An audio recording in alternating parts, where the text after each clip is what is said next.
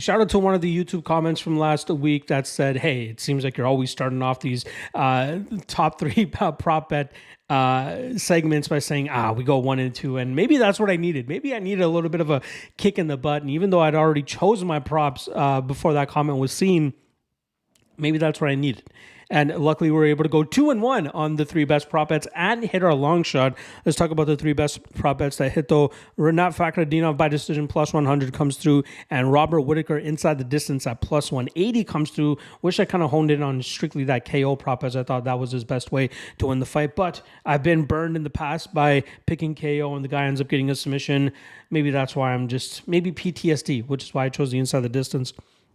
But regardless, happy to cash both of those tickets there. And then the Johnny Walker by decision plus 420. Horrible prop there, in my opinion, especially considering the power that Uzdemir carries in his hands and how he was able to get that finish.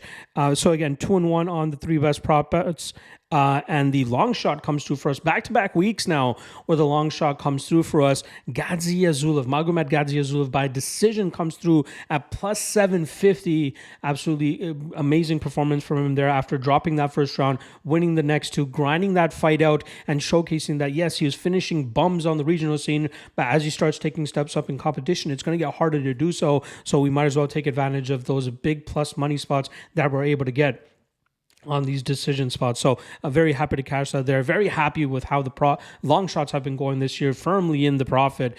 So, it will take a colossal reverse sweep for the rest of the year for me to end the long shots in negative. So I think we'll finish the year at least in profit there. Let's see if we can hit a couple more, especially this weekend. So I got some pretty juicy props for this week. A lot of the spots I'm liking, good numbers on the props. Let's see if we can end up cashing at least 2 of them out of the 3.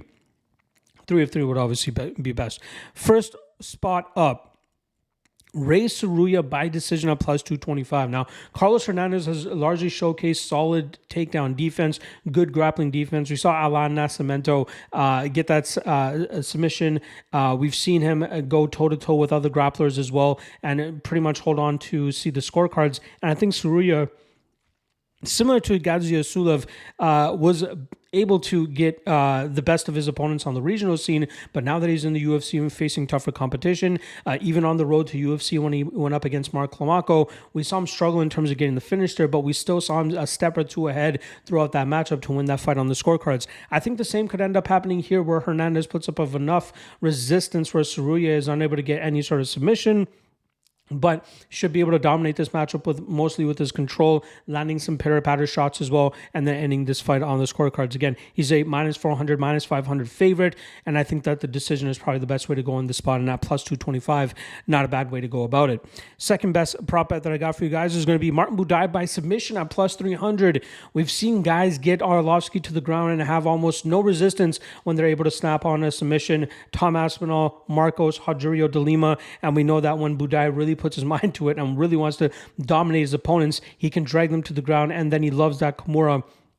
I believe he has 2 or 3 of those on his record as well. If he comes in as pissed off as I expect him to come in, he should be able to go out there, get that takedown, and eventually work to a dominant position where he can either posture up, get a TKO, or snatch up that arm of Arlovski and try to take it on home with him as well. Let's hope for the sub over KO, but I do think that if Buday looks to take this to the ground, he could have a pretty easy time trying to finish Andrei Arlovski. The third and final best prop bet here that I have for you guys is going to be Macy Casson by decision at plus 195. I think she's very physical and very tough to deal with when she starts to get her grappling going. And yes, Bueno Silva has some submission threat to her as well, but as we see, if she's unable to get that early finish, things start to get a little bit iffy for her, especially when she's not the one able to dictate the pace. I think we'll see Kiasan take a page out of Raquel Pennington's book, really wear on Bueno Silva in the clinch, look to take her down, smother her from that top position, and that's what Kiasan has done the best in the past, is really wearing on her opponents with her strength and with her physicality, and I think she should be able to do that once again here. So a fighter in Kiasan who was plus 175 earlier this week, down to a pickup now, a lot of love coming in on her. Let's see if we can also tackle that decision prop here and cash on that as well. All right, the long shot shot that I got for you guys here is going to be Ian Gary by submission, which is up to plus 900 earlier this week. Clearly some action coming in on it. The one I'll be tracking for the sake of this video is plus 750. Ian Gary by submission plus 750 against Michael Venom Page. We know that Gary can be somewhat competitive in the striking realm against Page.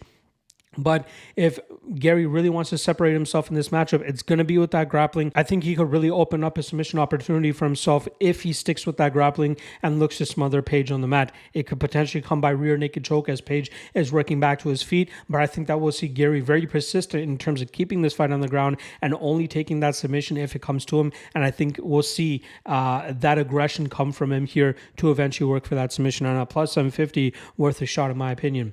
There you guys go. 3 best prop bets. Andy long shot. Let's see if we can go 3 weeks back to back to back hitting that long shot.